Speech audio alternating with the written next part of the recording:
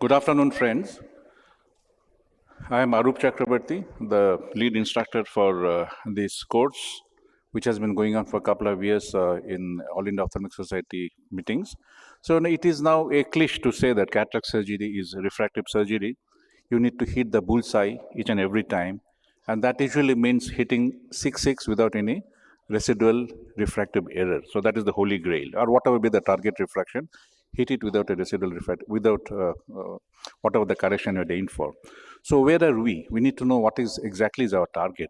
So I would quote from the literature and evidence a very informative article by Savini et al. Published in JCRS, where all the measurements were performed using a swept source OCT optical biometer. Large number of formulas were taken into account. There, the formulas were ranked based on a prediction error of plus minus 0.5 diopter, and it was noticed that all these modern formulas were able to take us to 88% to 90.67% with a prediction error of 0.5 diopter. So if we are not there, and we need to find out where we are, so we have some distance to travel. Beyond that, whether further improvement happens or not, there are a lot of factors that are beyond our control. I'm not going to discuss those issues in my presentation. So basically, we need to be, using cutting-edge instruments and devices, use the current formulas, proper lens constant optimization. So in this presentation, all these aspects will be covered, and we have Dr. Anurag Mishra talking to us on contemporary tools, strategies to optimize toric outcomes. Dr. Ramesh Durarajan, incorporating cutting-edge technology in IL calculation. Kumar Doctor is in the IPL, so he'll come as soon as his commitment is over. Dr. Meena is doing a course, he'll be here. IL power updates in common posterior segment post pathologies. We have been doing a lot of combined cases for the last 30 years. So she'll be sharing her experiences. Suven, recent developments in post-refractive surgery of situations. And I would like to invite, I'd like to invite Dr. Nirupama Kasturi. She is an associate professor and head of the Department of Ophthalmology Department in JIPMER, her first course. So welcome, Nirupama, and hope you go from strength to strength and become a very active person in AIOS. So what I have realized over the last so many years of refractive cataract surgery practice is IOL calculation is not a single incident in the patient's cataract history, surgical history. It transcends or it pervades the preoperative period, the intraoperative period, as well as the postoperative period. So most of the things happen in the preoperative period, but then we have a lot of things to learn, a lot of information to glean from the intraoperative happenings and the postoperative outcome. So this is an overall process. This is not a one-off test that we do. Patient examination and evaluation is very important because you need to know the sources of vision loss and what are the factors that are present in the patient that could influence the accuracy of IL calculations. And only then the IL calculations as such will start. So we have known over the last couple of years that ocular surface is extremely important. And if it is unstable, you got to stabilize the ocular surface. And we know that in unstable ocular surface, if you perform the biometry, you'll be having residual refraction. You'll not be meeting the target refraction in your monofocal IOLs, multifocal IOLs, or even in toric, or also in toric IOLs. So you need to optimize the ocular surface, repeat the biometry every few weeks till you get two test investigations which are the same, which are reproducible, consecutively repeatable. And whenever you perform biometry, it has to be done on the virgin cornea before you perform any diagnostic evaluation on the eye. So no prior cataract procedure has to be done. Sometimes it may become a little impractical to do it, but we always talk to the patients that in your interest, we need to come back for their workup several times. Sometimes we dilate the pupil to get a better biometry reading. And say, for example, so does it affect the quality of our measurements? So actually, there was a paper recently published in November 2022, which showed that even if you're using a swept source OCT biometer, if you're not happy with the scan quality, if you dilate those eyes and repeat the examination, you'll get a better scan quality and better values, which are more reliable. So it definitely makes a lot of sense to dilate these eyes in those situations where you're not very satisfied with the scan quality.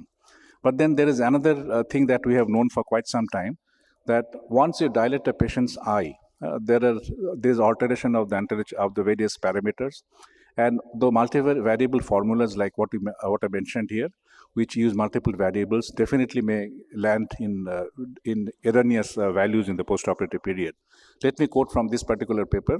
It shows that after dilatation, the central corneal thickness, anterior chamber depth, lens thickness, everything increases. That is statistically significant. So if you use the biometric values after the patient has been dilated, and you are likely to have 25% of a patient have an IL power which is 1.5 to 1 diopter more than what it should have been. So whenever I dilate a patient to get a better biometry, I always tell the patient that I am not sure about your target refraction. Usually I'm quite pretty sure, but in your case, I tell them the statistics, and I also tell them that there's no way I can tell whether you belong to this 25%. So a good counseling definitely helps. Sometimes we put tear film stabilizing drops on the patient's eye. So if you do that, then you need to wait for a minimum period of 5 minutes for you to get more accurate results. And after all that, you can optimize your outcome by having a proper understanding of instruments and devices, and then we have talks on that. Use current formulas, and a constant optimization is very important. So today I get all my values from the IL Master. If you're using keratometer or manual keratometer, auto refractometer, it is okay, no problem. I also use a topography and eye trace. If a patient is on contact lens, then prior to keratometry, it has to be off the eye for at least 2 weeks in hard contact lens situations for it to get better values. In our scenario, we definitely cannot abolish the use of ultrasound biometry. So if you have one, please perform only immersion scan, because the contact scan, the apprehension scan is less accurate, and it results in mean average shortening of axial length to the tune of 0.25 to 0.33 millimeters. And this was a meta-analysis done by Professor Hygie's, which has clearly shown the pink bars that even if you compare immersion biometry with OCT-based biometry, in that with optical biometry, you get better results with optical biometry. So there are so many devices in the market. Now, if you are using the older generation machines, which machine we go for? Now, there have been a lot of studies in the literature, and I have just picked up one study which compared Aladdin and the Lenstar, and it showed that there is a good level of agreement. So there is nothing for us, nothing very important or useful for us to select one machine over the other than the service and price and other issues of that particular machine. Now, those of us who are planning to upgrade to a SWEP source OCT-based biometer, it costs a lot of money. So do we really need to upgrade? So of course, the IL Master 700 has additional features, and you can see the fovea. It gives a lot of other additional factors in addition to performing the biometry.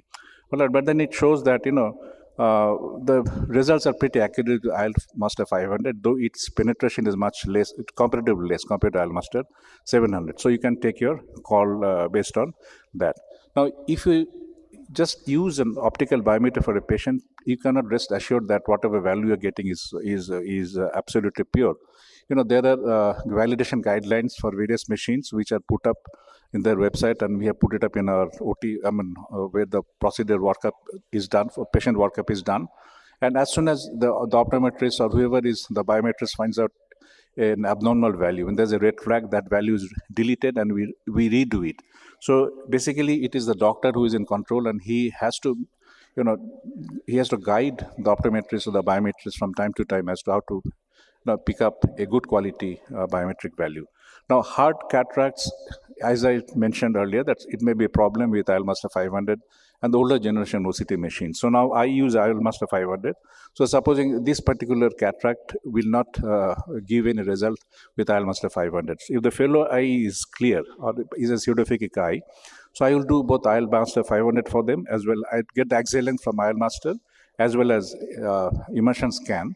And most of the time, if the nurses are good, if the values correlate, then you can rest assured that the technician is doing a good job. I repeat it once more, and then most of the time, more than 90% of the time, there's a good agreement. So we can still go ahead, and perform an immersion A scan for those patients. Last 20 years, 25 years, we had 5 formulas that are available to us. But recently we have a number of formulas that have come, almost 25 formulas that have come. So the new thing in the market is the Hover QST, which is uploaded which is free in the ESRS website. But I still use the Barrett Universal 2 formula because of various reasons. It's a complete suite. It lets you calculate ILPAR for all kinds of situations, as you mentioned here. And it is free. It is available in the website. And it's very accurate, and you don't have to modify the axial length even if it is a highly myopic eye that you're dealing with. And it can also be used when you have got values using your immersion A scan. Just that you have to change your appropriate A constant. You have to change the A constant for this patient. HEAL RBA formula version 3 has become quite versatile, and it also gives very good results. So, I normally use Barrett Universal 2, and extremes of cases, I reconfirm the values with the other formulas, like Kane formula, then HEAL RBA formula. Kane formula is a very good formula. It calculates both non-toric, toric, and it has a separate keratoconus specific software. It is gender specific, and it has done extremely well in the recent past for different types, like toric IOLs, for post-vitrectomy cataracts, for keratoconus eyes. And as I mentioned earlier, when I'm dealing with extremes of the eyes, I calculate the power using multiple formulas. Here, Bangkok optimization was done for SRKT, Holiday 1, High-Geese, Hoffer Q. Suggested an AMO sensor of 3 diopters. Barrett Universal to give me 2 diopter, but I used the 3 diopter intraocular lens with very good results. Intraoperatively, make sure that your lens is in the bag. The temporal 2.4 millimeter clear condensation, central rexis, lens in the back with good uniform overlap. That is actually has become the standard pattern. Almost all of us are doing that surgery to that kind of refinement. Post-operative period is the moment of truth, because there you get to know what is your refractive outcome, how you need to fine-tune your refractive outcome. Lens constants, most of the time, we use the lens constants for all these branded lenses, which have been used in large numbers in the softwares that we are using in HEAL RBA or Barrett Universal 2 or Kane formula. But if it is a new lens, in Indian lens, and you are not very sure, then you use the manufacturer's a constant with a little bit of trepidation, and then that have to be optimized depending upon your experience. Now, sometimes when a patient agrees for surgery in both eyes at the same time, within a span of 1 or 2 months. So I always take the information from the results in the fellow eye. So, for example, the first eye I have operated, and of course, both the eyes should have intraocular symmetry. The first eye post-op error, prediction error should be more than 0.5 diopter, and there should not be transcription error. IL malpositions should be excluded. Now, what I would do is, I would not take into account the full, say, for example, I have, let's say, minus 0.9 over, the refraction is minus 0.9 diopter. So I will not set the target refraction at 0 or plus 0.9 diopter. I'll set the target refraction as plus 0.3 diopter. That is 30% of the prediction error of the first eye for Barrett Universal 2. And it is the 50% that you correct for the other formulas. And even the Pearl DGS calculators come up with the second eye enhancer. We have got to realize that many of these formulas are gender specific. For example, a Barrett Universal 2 is more precise for males than females. Remaining formulas are more accurate for the females. And so these gender differences are more pronounced in the extremes of axial length or anterior chamber depth. So friends, never do the preoperative measurements on the naive cornea. Use validated measurements. Work with properly optimized lens constants. Adapt to new technologies as they present, while remembering at the same time that anything new need not be the best, and it may go out of favor in times to come, to be replaced by something else which is better. Employ the right formula and strive to use all available resources to their best advantage. Thank you so much for your kind attention.